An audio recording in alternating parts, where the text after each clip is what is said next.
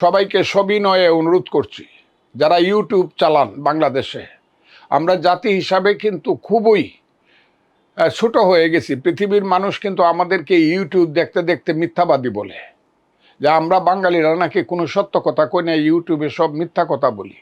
আমি আপনাদের কাছে যারা ইউটিউব চালান, যে যেখানে চালান, আমি হাত জোর করে বলি, আমি মনে হয় আপনাদের সবার চেয়ে বড় হব, যে আপনারা অন্তত মিথ্যা নিউজগুলো আপনারা দিয়ে না। আল্লাহর দোয়াই লাগে, দেশ শেষ হয়ে গেল। এবং এটা শুরু করছে মূলত স্বাধীনতা বিরোধী শক্তির যে ইউটিউবগুলো মিথ্যা এবং জঘন্যতম সংবাদ দেওয়া এবং জঘন্যতম বা গালি দেওয়া ইউটিউবগুলো, আর দেশের বাইরে 2-3 জন, তাদেরকে আমি কি বলবো, এরা মানুষ নামের কলঙ্ক।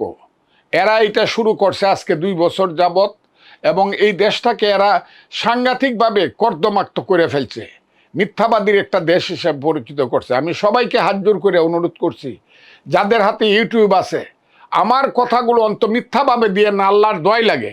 আমার কথাগুলো মিথ্যাভাবে দিলে পরে কিন্তু মুক্তিযুদ্ধ আপাতত পরাজিত হয়ে যাবে।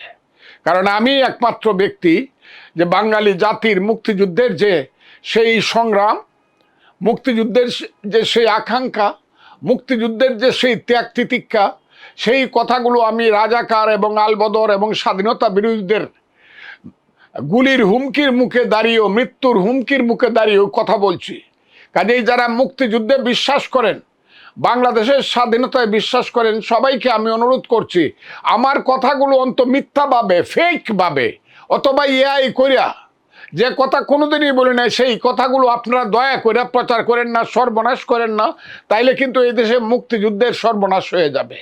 আমি মুক্তিযুদ্ধের খুব বড় মাপের মানুষ, সেটা বলছি না, কিন্তু যখন আলবদর রাজাকাররা বলছে, জামাতরা যখন বলছে এদেশে 71-এ কোনো যুদ্ধ হয় নাই, গন্ডগোল হয়েছে এবং পাশের দেশটা গন্ডগোল সৃষ্টি করেছে, তখন আমি একমাত্র ব্যক্তি, যখন কেউ কথা বলে না, তখন আমি বলতে, এই আলবদর রাজাকারের বাচ্চারা এখনো কিন্তু মুক্তিযোদ্ধারা জীবিত আছে রে, যদি বেশি কথা কস তাহলে আবার দ্বিতীয় মুক্তিযুদ্ধ হবে। কাজে আমি সবাইকে বলছি, আমাকে নিয়ে আপনারা অন্তত আমি যে কথাগুলো বলি ভুল শুদ্ধ, সেই কথাগুলো আপনারা বলেন, কিন্তু আমার নিয়ে কোনো মিথ্যা স্ট্যাটাস বা মিথ্যা ফেসবুক করে না, আল্লাহর দোয়াই লাগে।